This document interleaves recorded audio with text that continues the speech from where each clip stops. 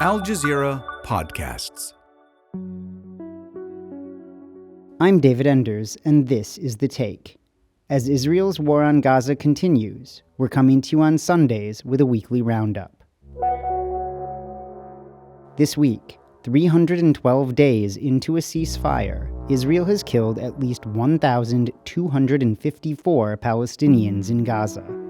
Palestinians in Gaza held a mass funeral for more than 100 members of two families.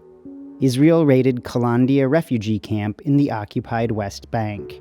Israeli attacks escalated in South Lebanon after 2 soldiers were killed. Today is Sunday, August 9.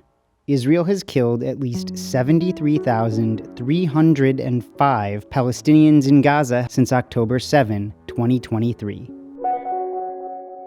On Tuesday, Palestinians in Gaza City held a mass funeral for people whose remains had been unreachable until now.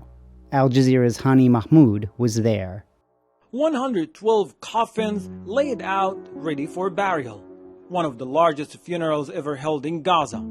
The dead killed in an Israeli airstrike in 2023.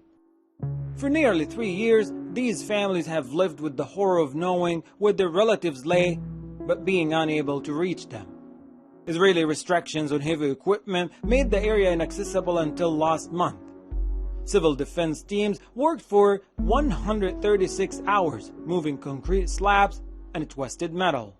For most families, a funeral comes soon right after a loved one dies, but in this case, it has nearly taken 3 years for the family members, for the Civil Defense Department to recover the bodies from under massive level of rubble. And the delay did not happen because the family chose to wait, but because the damage was so extensive and resources so limited. Relatives, friends, and neighbors from across Gaza took part in the funeral. For many, it marks an end of years of uncertainty and suspended grief. The Civil Defense Agency says more than 8,000 bodies are still believed to be buried beneath the rubble. For these families, the ceremony is unlikely to erase the trauma of that day or the days that followed. But after nearly 3 years, finally, they have laid their loved ones to rest. Israel conducted raids across the occupied West Bank last week, as Palestinians there anticipate further escalation before Israeli parliamentary elections in October. Al Jazeera's Nida Ibrahim reported from Kalandia refugee camp on Thursday, where 2 days of raids injured 48 Palestinians.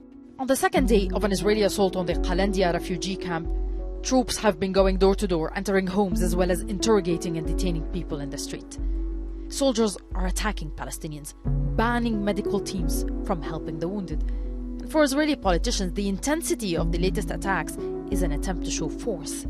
Images like these could boost their popularity amongst Israeli voters, particularly as the government comes under pressure to limit its attacks on the Gaza Strip. Part of the reason is an increase in attacks by Israeli settlers who are causing fear among Palestinians across the occupied West Bank. Late on Wednesday, settlers attacked Palestinians in Masafer Yatta in the southern occupied West Bank. They set several homes on fire and broke solar panels, the only source of electricity in the village.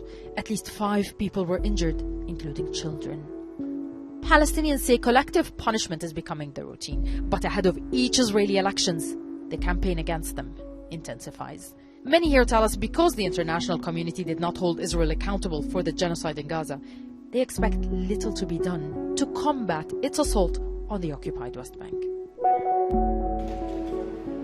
Talks continued in Rome this week between the Lebanese and Israeli governments, even as Israel escalated its attacks in southern Lebanon.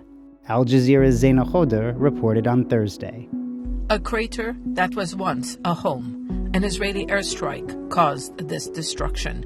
We are in Burj al-Shmali, a village in southern Lebanon. It's a familiar scene for the people of this area, but the timing is causing concern.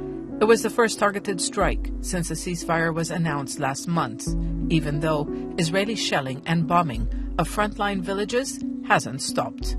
This is the first time in weeks the Israeli army targets a village where displaced residents have already returned.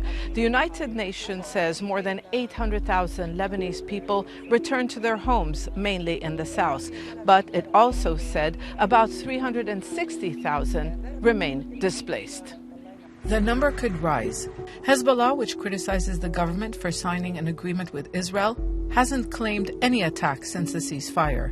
And while Lebanese authorities bet on diplomacy to liberate occupied land, Israel refuses further withdrawals from the more than 60 towns and villages until Hezbollah is disarmed.